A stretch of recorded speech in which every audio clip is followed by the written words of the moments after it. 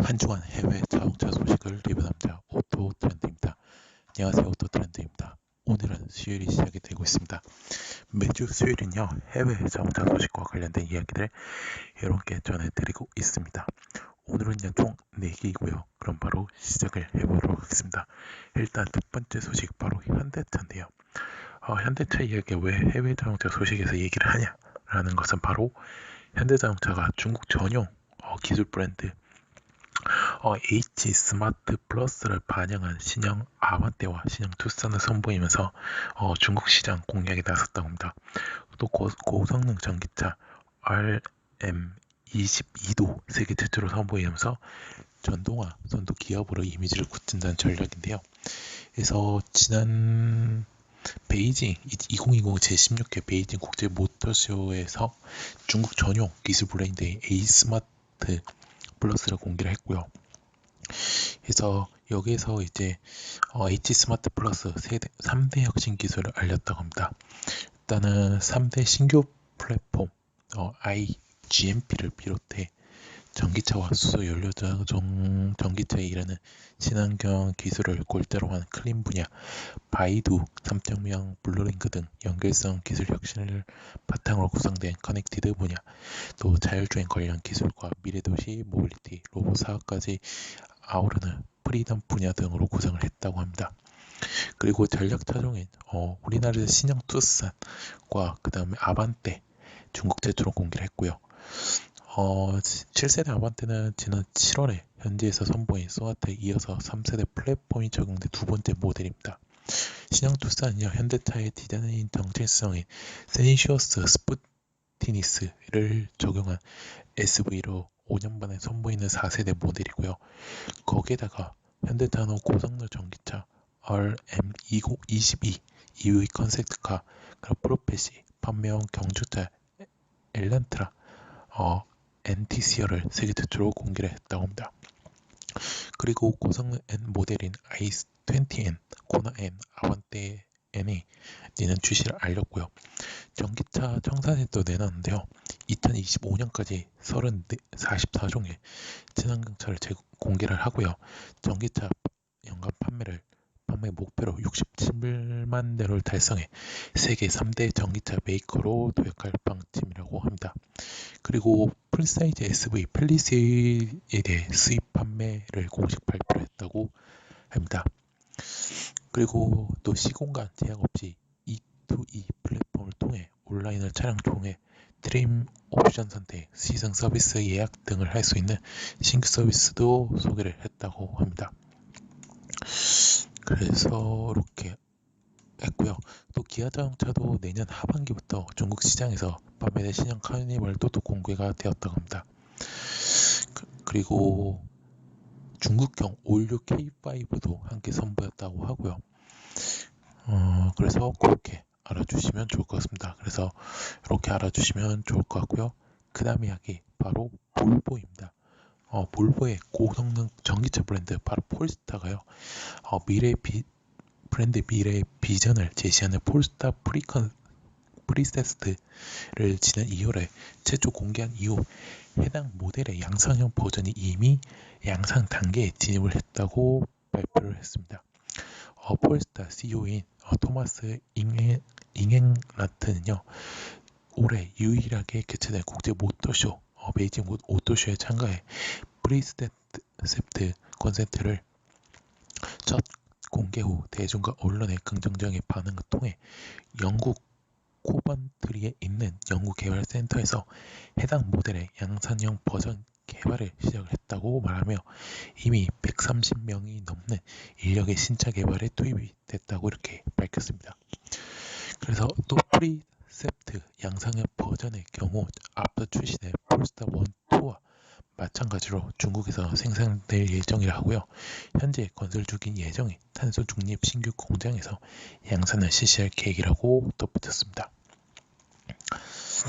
앞서서 올해 초 제네바 모터쇼에서 먼 공개를 앞두고 폴스타가 선보인 프리세트 콘셉트는요, 폴스타 미래 비전을 제시하는 컨셉트 모델입니다. 외관은요, 극도의 단순함 속 운동 성능을 표현한 로부스타 디자인 철학이 반영되어 공기 역학성을 고려한 자체와 효율성에 중점을 둔 비율이 적용됐고요.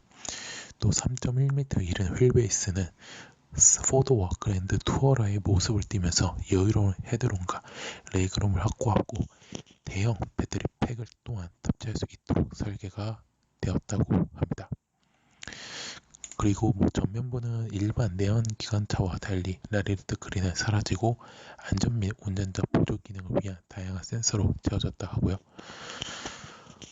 헤드램프는 볼보 토로의 망치를 연상시키는 LED 램프가 두 개로 분리 장착되고 차체 지붕에는 라이다 패드를 탑재해 보다 향상된 보조 시스템과 최적의 경로를 제공을 한다고 합니다. 또한 후면부 라이트 블레이드는요, 차체를 더욱 넓고 안정적으로 보이는 효과를 발휘를 하고요. 기존 사이드 미러를 대신한 카메라 기반 시스템이 장착이 되었다고 합니다. 실내도요. 실내 룸미러 역시 디지털 스크린으로 대체가 되었다고요. 대형 썬루프는 2열 시트 뒤까지 확장되어 개방감을 전달을 한다고 합니다. 실내는요, 재활용 소재가 사용되고요. 현대적이며 또 고급스러운 분위기를 연출을 한다고 합니다. 그래서 이렇게 알아두시면 좋을 것 같습니다. 그래서 이렇게 알아주시면 좋을 것 같고요. 그 다음에 여기 바로 폭스바겐입니다. 폭스바겐이 이 중국 전동화 부분에 5년간 150억 유로를 투자를 한다고 합니다. 그래서 폭스바겐이 그 합작 세계사와 공동으로 중국의 전기자동차 등의 분야에서 2024년까지 5년간 총 150억 유로를 투자를 한다고 발표를 했고요. 그래서 2025년까지 중국 시장에 신에너지차 15개 차종을 투입해 제품의 35%를 전기차로 할 계획이라고 밝혔습니다. 그리고 폭스바겐 중국 법인 외에도 상하이 자동차 그룹과 중국 FAW 그룹, 그러면 JAC와 합작 3사가 공동으로 또 투자를 한다고요. 그래서 2020년 중국에서 EV 등에 대한 투자액은 약 16억 유로로 될 전망이며 2021년 이후에는 더욱 늘려나간다는 방침입니다. 근데 사실 제가 이미 폭스바겐이 2025년부터 2024년까지 전동을 위해 전 세계적으로 330억 유로를 투자 계획을 발표했지만요. 거기에는 중국에서 합작회사를 위한 투자액은 포함이 되지 않았습니다. 그러면 어떻게 보면 이것까지 포함하면 약 500억 유로를 투자를 한다는 거죠. 이 전동화 부분에만요. 모두 전 세계적으로 중국까지 포함을 하면. 그래서 일단은 폭스바겐이 우선 10월부터 자차에 개발한 배터리 전기차 전용 플랫폼 바로 MB2를 베이스로 하는 모델을 중국 이 공장에서 시작을 한다 하고요. 또한 전용 배터리 전기 SV 바로 ID4 등 연간 60만 대를 또 생산을 한다고 합니다. 폭스바겐은 올해 중국의 신에너지차의 판매 대수는요 2019년 대비 2배로 성장할 것으로 현재 보고 있다고 하고요. 그러면 폭스바겐의 중국 시장의 승용차 판매 대수는 2019년 400만 대를 넘어 중국 시장 점유율 약 20%에 달한다고 합니다. 그래서 이렇게 하면 됐고요. 또 그룹 차원에서도 중국은 전체 판매 대수의 약 40%를 차지하는 최대 시장이기도 합니다. 그래서 폭스바겐은 지난 5월에 JAC의 모기업인 아노이 화이 자동차 그룹의 주식 50%를 최소 35억 위안에 사들이게 결정했고요. 또 EV용 전지 제조사인 업체인 바로 콜션 엔카오커에 10억 유로를 출자해 26%의 주식을 또 취득을 하기로 했다고 합니다. 그래서 이렇게 알아주시면 좋을 것 같고요. 자, 마지막 이야기 바로 니콜라입니다. 니콜라가 지금 뭐 사기 논란과 또 CEO의 사퇴로 인해 가지고 조금 휩싸이고 있는데요. 그래서 코로나19로 인해서 12월로 예정된 신형 픽업 트럭 출시 행사를 연기를 했다고 합니다. 그래서 외신에 따르면 니콜라는 신형 차량과 기술을 공개하는 자리가 될 것으로 예상되어 니콜라 월드를 니콜라 관련자들이 안전하게 모일 수 있는 시점으로 옮기겠다고 했다고 이렇게 밝혔는데요. 이 행사는 원래 12월 3일로 예정이 되었다고 합니다. 이 행사가 연기된 것은 뭐 니콜라의 기술력을 둘러싸고 사기 논란이 제기된 가운데서 나온 것인데요. 니콜라는 이날 행사 연기와 함께 미국 공장 준공, 차량 시제품 마무리, 그 다음에 대량 생산 개시 등의 목표를 담은 일정도 함께 발표를 했습니다. 니콜라는 유럽연합과 미국 캘리포니아주 등의 최근 수소경제, 가솔린 차량의 단기적 대출 등과 관련 정책을 내놓는 점을 들며 친환경 교통 솔루션 수요를 맞추기 위해 자사가 친환경 트럭과 레저용 차량, 수소충전소 등을 개발하고 있다고 설명을 했습니다. 그래서 개발 일정과 관련해 니콜라는 내년 4분기까지 애리조나주 쿨리지 생산 설비 1단계로 완공하고요. 올해 말까지 독일 공장에서 트럭 시제품을 출시한 뒤 내년 하반기 중에 대량 생산 체제에 들어가겠다고 밝혔습니다. 그리고 마크 러셀 니콜라 최고 경영자는요. 올해 말까지 에너지 협력사 한국과 협력해 수소 충전소를 건설하는 협상을 마무리하고 내년 2분기 첫 상업 수소 충전소를 착공하겠다고 또 밝혔습니다.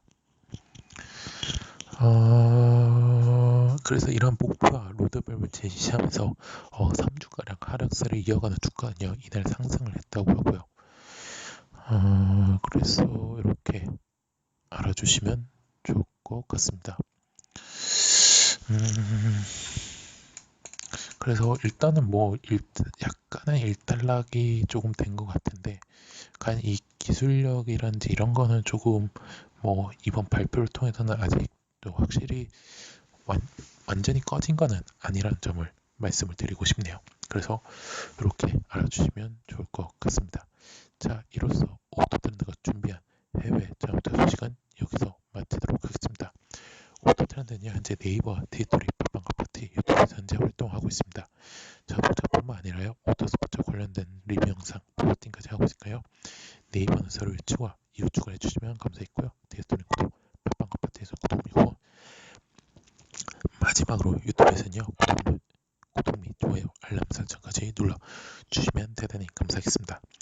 저는 내일 해외 모터스포츠 소식에서 뵙도록 하겠고요. 코로나19 끝나지 않았던 점을 말씀을 드리면서 마스크 착용, 사회적 거리두기 실천, 손 씻기를 꼭 실천해 주셨으면 대단히 감사하겠습니다. 저는 내일 뵙도록 하겠습니다. 지금까지 오토트렌드였습니다.